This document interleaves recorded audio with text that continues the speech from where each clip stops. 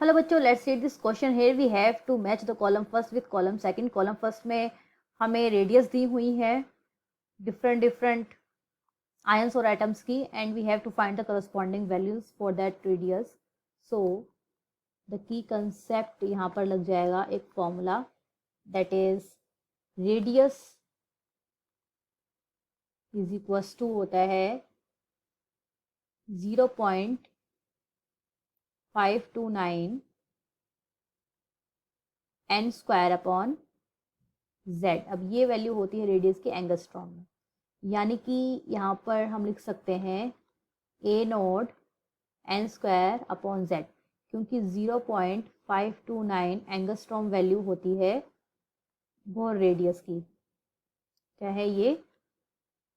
Bore radius. ठीक है, तो ये हमारा एक फॉर्मूला हो गया जिसको हम इस क्वेश्चन में यूज करेंगे। तो हमें फर्स्ट दिया हुआ है ए,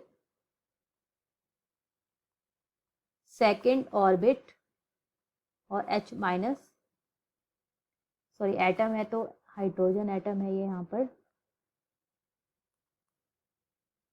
इसके लिए क्या हो जाएगा, देखिए फॉर्मूला, रेडियस मतलब r इज इक्वल्स टू क्या है, ए नॉट एन स्क्वायर। अब सेकेंड ऑर्बिट है तो n इज इक्वल्स टू 2 हो गया, और हाइड्रोजन एटम के लिए एटॉमिक नंबर कितना होता है 1, तो n स्क्वायर यानी 2 का स्क्वायर अपॉन 1, यानी कि ये आ गया 4a नॉट।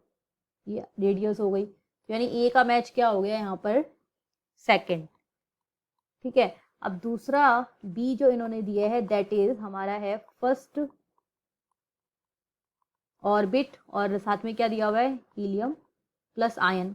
तो इसके लिए एन कितना हो गया, फर्स्ट ऑर्बिट यानी 1, और हीलियम के लिए एटॉमिक नंबर कितना होता है 2। तो क्या हो जाएगा, आर इज इक्वल्स टू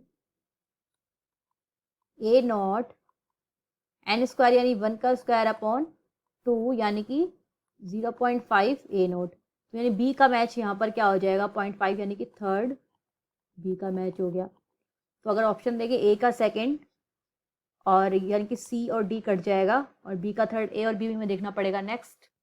ठीक है, तो सी हमें दिया हुआ है यहाँ पर second orbit of beryllium Be 3 plus ion. ठीक है, तो इसके लिए एन कितना हो गया, प्रिंसिपल क्वांटम नंबर कितना हो जाएगा 2, क्योंकि सेकेंड ऑर्बिटल है, और बेरिलियम के जेड कितना होता है, एटॉमिक नंबर 4 होता है। तो रेडियस आर इक्वल हो जाएगा a nought Bohr radius into n square यानी 2 का स्क्वायर डिवाइड बाई 4, यानी कि ये आ गया ए नोट। तो सी का मैच यहाँ पर है, यहाँ हो जाएगा सेकेंड। अब नेक्स्ट डी दिया हुआ है, हमें रेडियस निकालनी है nodal surface of 2s orbital. तो देखिए नोडल सरफेस क्या होता है, जहाँ पे इलेक्ट्रॉन डेंसिटी क्या होगी, 0 होगी। इलेक्ट्रॉन की प्रोबेबिलिटी, इलेक्ट्रॉन पाए जाने की जो प्रोबेबिलिटी है वो 0 होगी। तो इलेक्ट्रॉन अगर वहाँ पर है ही नहीं नोडल सरफेस पे, तो इसका जो फंक्शन होगा वेव फंक्शन, क्योंकि इलेक्ट्रॉन को हम वेव फंक्शन से रिप्रेजेंट करते हैं, तो वेव फंक्शन यानी कि 2s, 2s मतलब 2s ऑर्बिटल के लिए जो वेव फंक्शन है नोडल सरफेस क्या हो जाएगा, 0। और हमें पता है वेव फंक्शन की वैल्यू कितनी होती है 2s ऑर्बिटल के लिए, that is 1/4 √2 pi a naught raised to power 3/2, then in bracket 2 minus r upon a naught. हमें पता ही है यहाँ बोर रेडियस की बात कर रहे हैं, then e raised to the power minus r upon 2a note. तो देखिए ये आपका पार्ट जो है वो रेडियल नोड को बताएगा, ये एंगुलर नोड को बताएगा।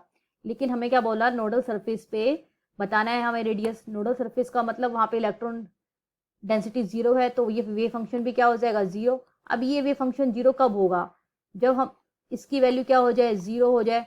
इसकी वैल्यू 0 होने के लिए मल्टीप्लाई करेंगे तो वेव फंक्शन 0 ही आ जाएगा। तो 2 minus r upon a node is equal to 0।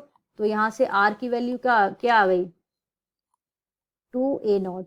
तो ये हमारा यहाँ पर नोडल सरफेस का रेडियस आ गया। तो डी का सही ऑप्शन है फर्स्ट। तो आंसर मैच करते हैं, सॉरी सी का यहाँ पर ऑप्शन हमारा फोर्थ है। अब हम ऑप्शन चेक करेंगे, तो इस क्वेश्चन का सही आंसर है option B, I hope understood it well, best of luck.